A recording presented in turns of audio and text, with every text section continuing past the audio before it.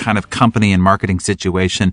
Tell us about those hidden opportunities and sources of big breakthroughs that you most frequently find. If you were to say these are the 2 or 3 I most frequently find, what are those? Well, I'll give you 3 all in the same category. On my little hit list, there are 47 categories of opportunity, but one is price. And so I'll give you 3 in that category. One is levels of membership and continuity. So there are businesses like a pizza business, Diana's Gourmet Pizzeria, a chain of tanning operations called Sun Your Buns. And in both of those cases, they have a significant portion of their clientele locked into levels of membership with automatic monthly charges rather than pay by the pizza or pay by the visit or pay by the hour. And that does many, many things. But amongst it, it increases the total amount of each customer. The second in the same category of price would be the immediate upsell. Most people are familiar with that, if nowhere else, calling in to buy from a catalog or at the counter at a fast food place. What's important about it is that when an upsell makes sense, roughly 20% of the consumers say yes. And sometimes, in some businesses, the upsell can actually be a multiple of the original price rather than a fraction of it. And so this can have enormous economic impact. And then the third would be the actual issue of price elasticity. And 2 quick examples. Again, Diana's Pizzeria, not in Beverly Hills, not in Manhattan, actually in Canada, in a blue-collar market. Prices for large and extra-large pizzas run from $23 to $48. And diagonally across the street, there's somebody selling 2 for $5. And another, who I just spent some time with, who's in our group, Gardner's Mattress. They are in Lancaster, Pennsylvania. There's 137 stores within a 50-mile radius that sell mattresses. There's 20 within a 5-mile radius. The average price for a mattress in America is $600. Their low price is $4,800. Their high price is $35,000. And they've had double-digit year-to-year growth in each of the last 3 years. So when you look at this category of price, very often there are major breakthroughs to be had by changing price, by changing the way you present price, by changing who you sell to and the prices that they find appropriate. The secrets that people don't know about this is that all prices are elastic, and that power in the marketplace really comes from premium prices and premium profits. So let's expand on this, because I agree. One of the things that I advise people to do often is just raise your prices. And as you talked about, a lot of times price is self-appointment. So when somebody struggles with this idea that they're afraid to raise their prices, it'll scare off their customers, they're not sure how to justify it, what do you tell them? How do you explain the value of raising your prices and getting over this? It's really a mental or psychological hurdle. What do you do to counsel them? Because I'm sure you've had to do it thousands of times. Yeah, just about every time. And, some aspect of it is the person's own self-esteem, business esteem, fear of criticism, all that. But what I think is most useful that I spend a lot of time on is really for them to understand that the product or the service itself ought not control price, but really the hidden psychological motivations that people have for buying things. And the value of those desires is much higher than the intrinsic value of an object. So again, some examples. I've done a lot of work in the hearing aid business, and the product is one thing. Being able to hear better is another, but that is not the primary motivation for most people to buy them. For most seniors, the motivation is being able to continue to live independently and a response to the fear of being seen addled by their adult kids and hustled off to the nursing home. And so that purchase is really about staying out of the nursing home, not really about hearing better per se, and certainly not about the item. And so these emotional payoffs are the value for the consumer, and they therefore are the things that really ought to determine price, not the liquid in the bottle or the insurance policy in the envelope. Excellent. The emotional payoff is really the value. Now, one breakthrough that I've seen you focus on before with clients is status. So to help define this, you have a graphic in your book, No BS Marketing to the Affluent, that you call the hierarchy pyramid of income and power. Now, I know our listeners can't see this pyramid, but describe it for us and how status should influence our marketing. All right. So if you envision it from the bottom up, obviously pyramid is widest at the bottom and narrowest at the top. At the bottom, we find generalists, sort of jacks of all trade, if you will, the family doctor in the neighborhood. Next tier up, we find specialists. The next tier up, we find certified specialists, somebody that some other authority figure has anointed. Next up, we find the certified specialist who is also positioned as an expert and an authority. And at the very pinnacle of the pyramid, we find the certified specialist who is also positioned as an expert authority and a celebrity. And the two big facts that people don't really understand about all of this is if you put next to this power pyramid an income pyramid, the higher up the income pyramid you go, the more people are paid for who they are to their market than they are paid for what they do or the products that they sell. And so when you elevate your status in the eyes of your market, you automatically elevate income. And when you understand that, that means that you are going to make a priority out of a strategic approach to place yourselves at the top of the status pyramid and as far away from the bottom, the generalist position, as you can possibly get. That's excellent. So Dan, one more breakthrough that I want to cover with you is your quote unquote secret strategy of delayed sales. So touch on that one for a moment with us. You know, I was just visiting yesterday with a client of mine in financial services, and he has switched to the delayed sale over the last couple of years with dramatic results. The delayed sale requires us to restrain our salesperson killer instinct that motivates us to jump on something as soon as it has a pulse and raises its hand and sort of rush to the sale in favor of a well-prepared prospect. And so in many, many businesses, real estate, health, financial services, we intentionally delay the sale in order to provide the prospect with a, for want of a better description, an information kit and the motivation to pay attention to it so that at their own pace, in their own home or in their own office, they are engaged in no less than 30 to 90 minutes of preparation before they ever get face-to-face with a salesperson in their home or office or at the salesperson's premises, before they get onto a diagnostic call with a salesperson. And this requires some courage, but it does many, many things. It makes the sales process more efficient. It makes the sales process less stressful for both salesperson and buyer, which then impacts on after the sale satisfaction, retention, referrals. It supports premium price, and it really can be implemented in virtually any business, even businesses that seem to require crisis level response. I have a member who is in the animal remediation business, which you might want to Google it. Essentially, it is people who have like raccoons or squirrels who've gotten into their house. They come out and get them out of there. But this company then sells a prevention and ongoing home protection service.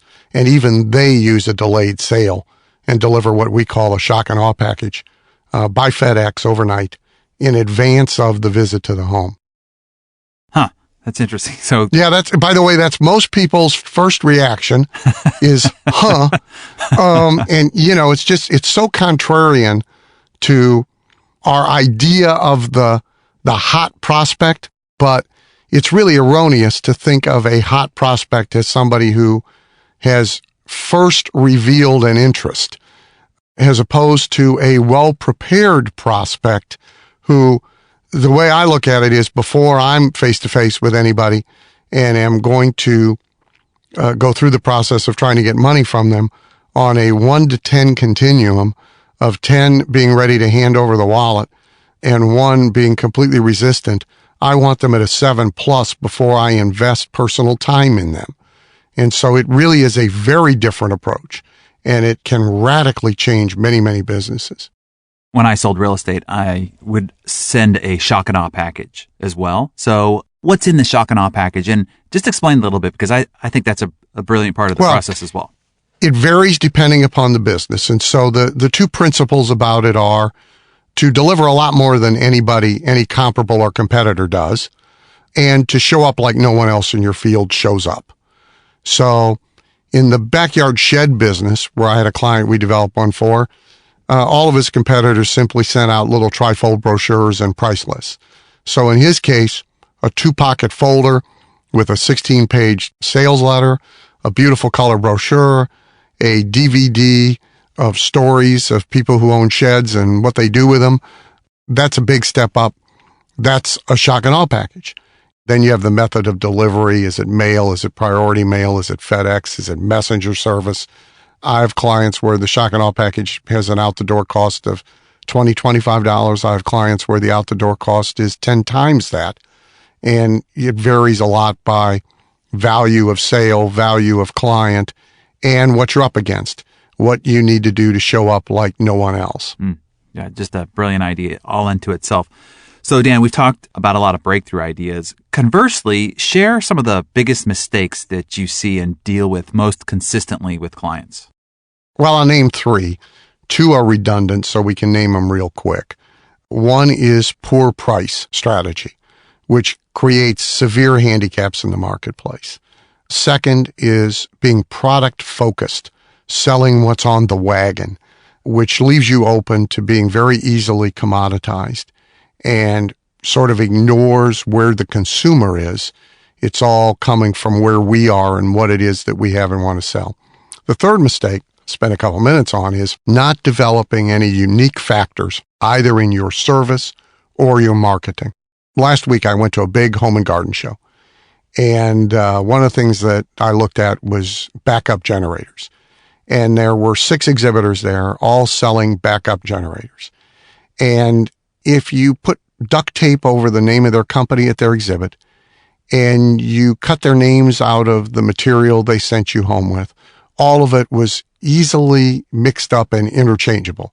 No distinctive difference between one or the other, which, by the way, causes most people to default to price as their only difference. So the absence of developing unique factors is maybe one of the biggest mistakes. A member of ours, Reed's Dairy, they have 3,000 home delivery accounts, all of which were acquired by direct mail. So they are running a home delivery dairy business from farm to your door, sort of old-fashioned, highly profitable. Their marketing is largely direct mail. Their customers are treated as members. They have an annual Farm Days event, 2 days, where customers bring their entire family and friends and neighbors. And at the farm, there's picnics, there's hay rides, there's cow milking contests. Last year, there were over 2,000 people that attended this over a 2-day period. 1/3 of them customers, 2/3 of them guests who obviously can be converted into customers. So they're doing something very unique with a product that arguably is as commoditized as you can commoditize a product. So the mistake of not developing uniqueness is a big one. It impacts you in many, many ways. And yet there is always a path to uniqueness in every business. So, Dan, you see a lot of business marketing plans. Give us a couple of examples of common pieces that you see missing from these plans. Well, the biggest thing that's missing is actually system or organization. Most businesses are run by random acts of advertising or marketing or selling rather than by a complete process. And often those are random acts of desperation, by the way. So a couple of things that are often missing is inquiry, capture, and follow-up. So, for example, at the home show, I visited 8 booths. I couldn't have made it more plainly known that I was not a looker, that I was a ready-to-buy-now guy, and no one in any of the 8 booths captured any of my contact information to do any follow-up with. They all sent me home with piles of brochures and a pat on the head. And it happens all the time It happens with people who walk into stores. It happens with people who call. In professional practices, chiropractic, dentistry, etc., people often call. They typically will ask a price question about 50% of the time. The staff will answer the question and hang up, and that's that. Nobody has a process in place to capture the contact information and do follow-up. So the lack of a capture and follow-up system. The second, a big one, is the absence of a lost customer rescue process sparked by an alarm. So every business has some trigger point at which a customer is becoming lost. In the clothing business, that would be 4 seasons. So if your good customer hasn't come in and made a purchase at change of seasons, they probably did make a purchase from someone else and they're on the verge of being a lost customer.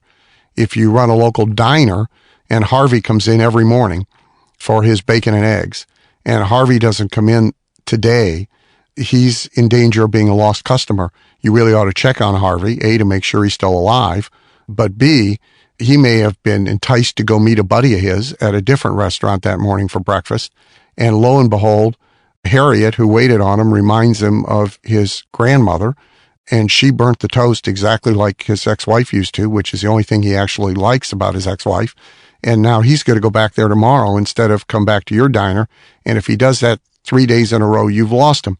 So every business needs an alarm that goes off when someone is about to be a lost customer, and then they need a process in place for immediately rescuing that lost customer. So those are 2 examples of systems that belong as part of a business's marketing, and very few people. Everybody has an operating system. If you take any business person and offer them a $100 bill to diagram his or list out their operating system, how they open the doors in the morning, how they assemble a sandwich, how they clean a carpet. Everybody's got that, but very few people have a marketing system. So speaking of systems, you're known for your quote-unquote renegade approach to marketing. You call it renegade millionaire marketing. So give us the general ideas behind this particular marketing system. Earl Nightingale said something that resonated with me, which was that the majority is always wrong, and particularly about money, which the statistics that the Occupy crowd is complaining about, the 1%, 99% thing, that is proof of the pudding, that the majority is always wrong about money. And Earl said, even if you didn't have a good model of what you wanted to do, you would look at what everybody else was doing and try heading in the opposite direction. So that's the big idea, that almost all marketing is incestuous. It's about incremental improvement of what somebody is already doing. Whereas if you look at what everybody else is doing and think about how you could go in the opposite direction, you are often going in a better direction. You use Warren Buffett and Howard Schultz, 2 of my favorite guys on the planet, as examples. Explain why they are the kind of renegade you're talking about. Well, one of the practical applications of this idea is in violating industry norms. Another is in violating popular fad and peer pressure. So if you think about Schultz and Starbucks, what he violated more than anything else is he violated pricing norms. If you think about Buffett, he violated peer pressure and popular fad by refusing to invest in tech stocks when everybody else was running to them, thereby escaping the bubble and the bust that just about everybody else encountered. Favorite, of mine is Walt Disney, and, Walt violated the industry norms about entrances and exits for amusement parks, as well as violating price. So violating industry norms is a big renegade approach. This is really all about a relatively simple process, which is, what is everybody else in my industry doing? And now let's not do that. Let's see what we might do that is contrarian, that is in the opposite direction, that is radically different, and how would that work out? So Dan, if the listener is sitting there going, man, this all sounds great, let's warn them about some of the pitfalls they might encounter. Why do you think it's difficult for people to be renegade marketers? I mean, we would have a heck of a lot more renegade multimillionaires if there wasn't something holding people back. So what are those self sabotaging things that we do that people need to watch out for in their efforts to become renegade millionaire marketers themselves? You're right in that there would be a lot more renegade millionaire marketers if they understood the power of it and if they sort of got out of their own way. Everybody around them engages in a conspiracy to rescue them from this kind of behavior. So one of the things that's really in the way is fear of criticism and disapproval. And so employees, peers, colleagues, family, as soon as somebody starts to kind of get out there with their marketing, everybody begins to try and pull them back. It's extremely important, I think, to get to the place that the only person who really gets to vote is the person who's giving you money. I tell clients, your opinion doesn't matter. My opinion doesn't matter. Your mother-in-law's opinion does not matter. Your staff's opinion does not matter. Your trade association's opinion does not matter. The only opinion that matters is the person who's giving you money. A second reason why it's difficult is a false concept of failure. In the direct marketing world where I live, we really think in terms of testing, and we know almost without exception that in order to get to what works, we are going to test a lot of what doesn't work. And so we really start every project with what I call a test matrix, and we fully expect to be discarding more than we're keeping. And if we looked at that in terms of success and failure, or if we did it sequentially rather than simultaneously, we would do ourselves in. Also, a lot of people think that just having to give up on something constitutes failure. There's what I call the principle of the swift sword, that you move ahead often by stopping what's not working, just as you move ahead by finding what is working. I would also say that most marketing and most business people tend to be incestuous, what I call marketing incest. And it has its roots in the way people get in business in the first place. So most people get into business because they like doing the thing, not marketing. And then they've arrived as a stranger in a strange land. And so they look around at what everybody else is doing. Just like if you transfer into a new junior high school, you look around at what everybody else is doing because you want to fit in. And so if you transferred from Boston to Dallas, about the third day, you go home and you tell mom, I got to get some cowboy boots.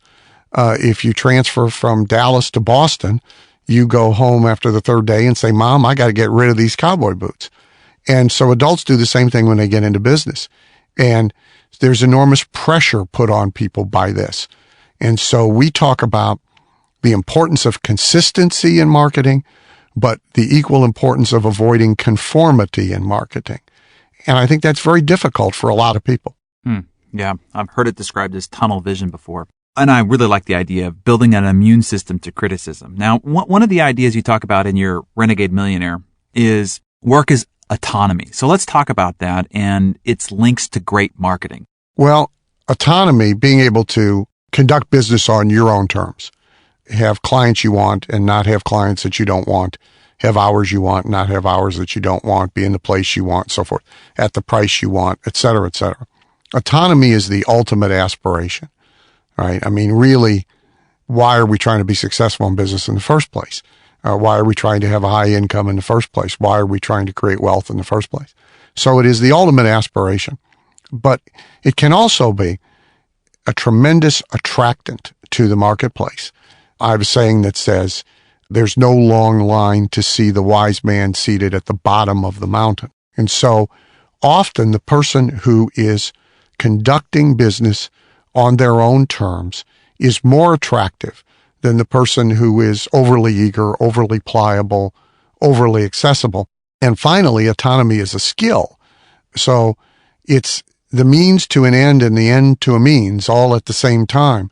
And so it really is something that you convince yourself to do, you practice, you have to be okay with imposing your will on others. And so personally, this is the single most important thing to me. And so my entire life is organized, and my business life is organized to function as I want it to function. I, for example, almost 10 years ago now, exited the road warrior game and re-engineered everything so everybody comes to me. People put events in my town, so I will speak at them. All my mastermind and coaching groups come to me. All my phone calls are clumped into 1 day a month by appointment. I take no incoming calls otherwise, and the rest of the time I get to focus on other things, et cetera, et cetera, et cetera. I mean, I won't bore you with the details. What I will tell you is sort of like your reaction to the delayed sale. The first reaction everybody has to all of this is, well, that's fine for you because you're Kennedy, which I was doing this when I wasn't.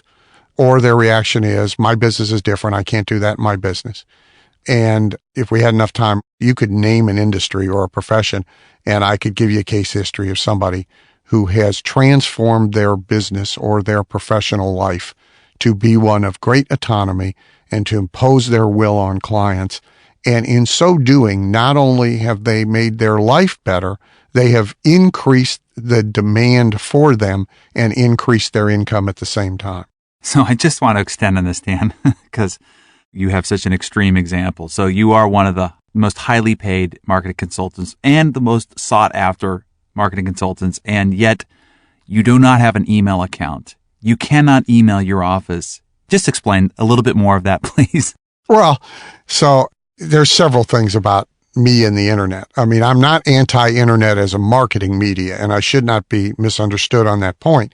And the internet's been very good to me and is very good to me, and a lot of money flows to me because of it, and a lot of money flows to my clients because of it.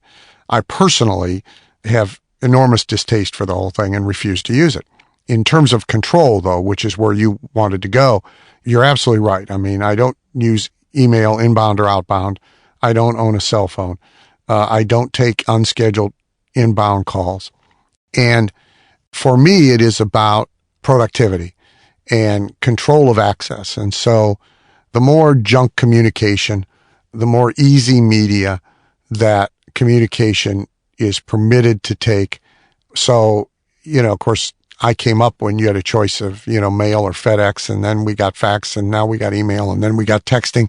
And what happens is every time somebody has a brain fart, they send you a text or an email, and there's an expectation of immediate response. And so for me, that would be deadly. I am required to be extremely prolific, and I'm required to meet deadlines. And so I live in that world, and I have to tightly control access in order to control productivity. But really the same thing is true of most people. So like the intake process at our office for a new client, somebody will communicate typically by fax because it's either that or mail, sometimes a voicemail message. We don't answer live. And they will then be told that the process begins with a one-page memo describing who they are, what they want, and that comes in by fax. And then there'll be a week delay before I review it because everything is moved to me once a week on Friday, and then activity tails the following week. Most new clients are then driven to an initial day of consultation. The micro specifics of all that are fascinating to people. I've written a whole book about it, but they are not as important as the principle or the strategic concept, which is to exercise the best possible control over environment, access, working relationships, customer-client expectations, communication, so that you really can perform at your highest level on your most valuable competencies.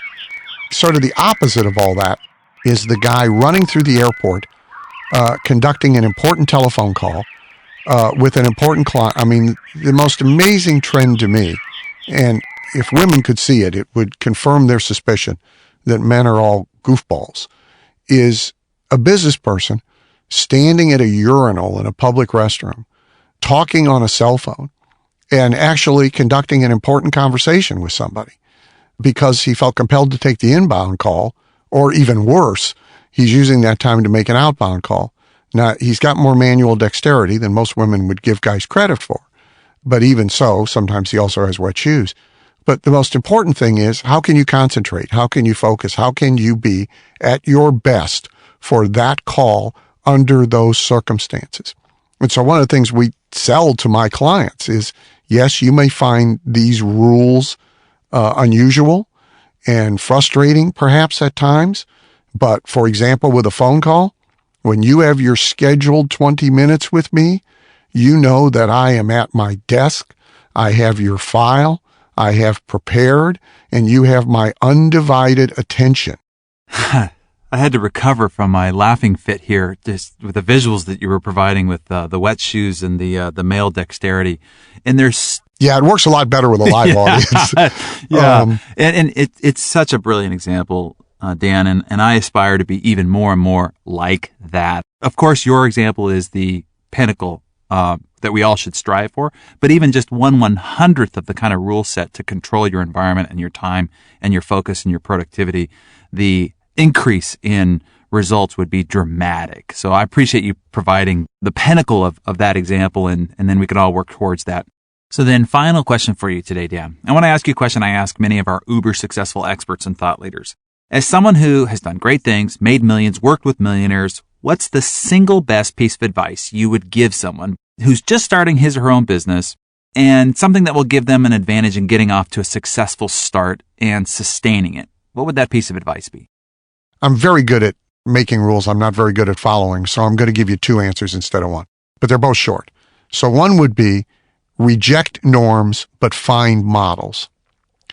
The other one would be to reject theory, charlatanism, new shiny object, and buy experience-based leadership.